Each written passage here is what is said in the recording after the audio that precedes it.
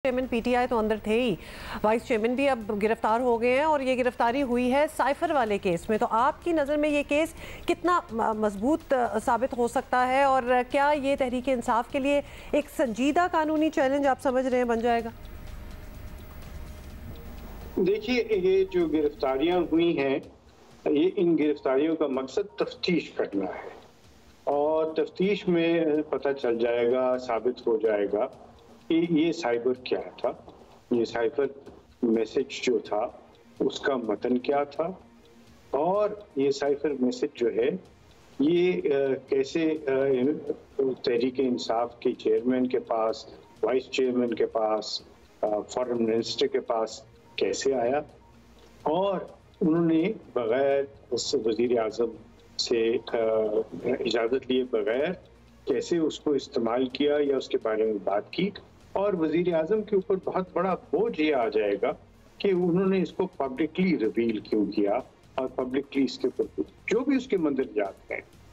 उसको लहराना, उसको बताना और कहना कि ये एक साइफर मैसेज है जिसमें साजिश का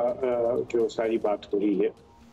याद रखिए, साइफर मैसेजेस नंबर 1 एक इनक्रिप्टेड सारा सिलसिला होता है, उसके अंदर कोड्स होते हैं, उन कोड्स को आप सीक्रेट रखते हैं। अगर वो पब्लिक डोमेन में आ जाए तो सारी दुनिया में जो पाकिस्तानी सफारत खाने हैं उनके जो सीक्रेट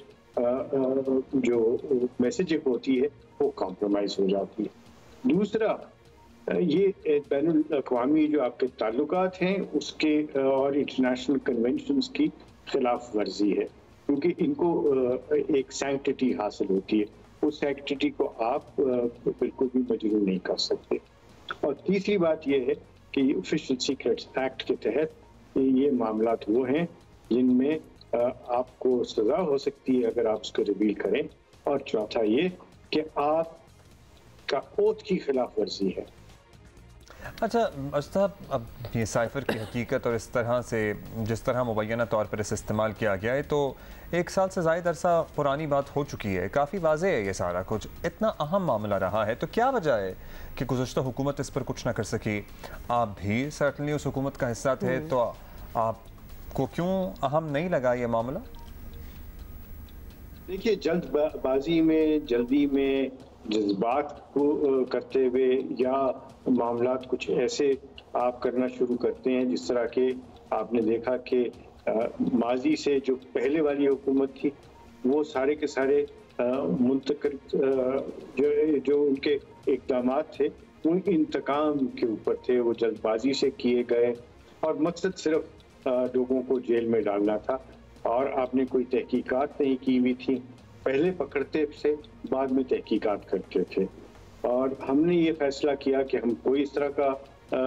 अमल नहीं करेंगे जिसके अंदर जब तक कि हम बिल्कुल तहकीकात की करने के बाद इस चीज़ के ऊपर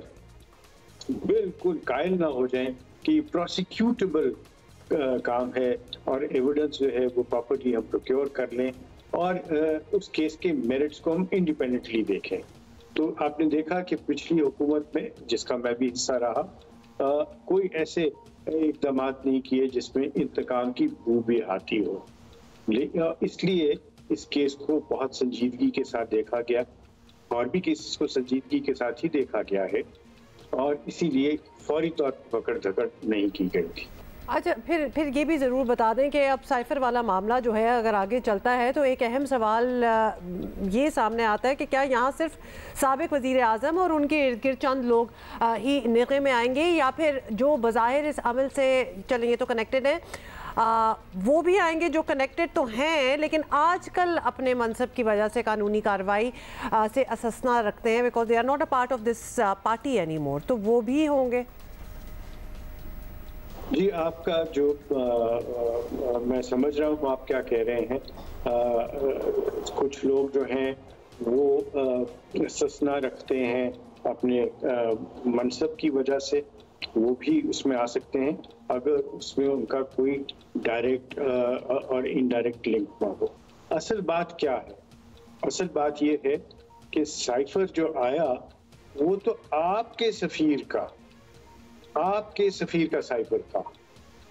وہ کسی اور سفیر کا یا کسی اور آدمی کا نہیں تھا، اور آپ کے سفیر نے وہ اپنے فارن سیکرٹری سے یہ کہا کہ میری ایک کانورسیشن ہوئی ہے، اس کانورسیشن میں مجھے جب میں نے گلہ کیا کہ آپ میری میرے وزیر اعظم کی بات بھی نہیں کرا سکے پریزیڈنٹ سے، تو انہوں نے کہا کہ آپ کے جو وزیر اعظم ہیں ان کا جو سٹانس ہے اس کی وجہ سے جو ہے آپ کیسے ایکسپیکٹ کرتے ہیں کہ جب وہ ٹرمپ کو اور باقی لوگوں کو وہاں پہ آ کے کرتے رہے ہیں، سپورٹ کرتے رہے ہیں، تو ہم وہ کیسے اس طرح کی کوئی بات کر سکیں؟ اور جبکہ اگر کوئی ایسی بات ہوتی ہے کہ آپ کے ہاں کوئی سلسلے بنتے ہیں جس میں کوئی تبدیلی کی بات آ رہی ہے تو پھر اس وقت دیکھیں گے. اس وقت آپ کے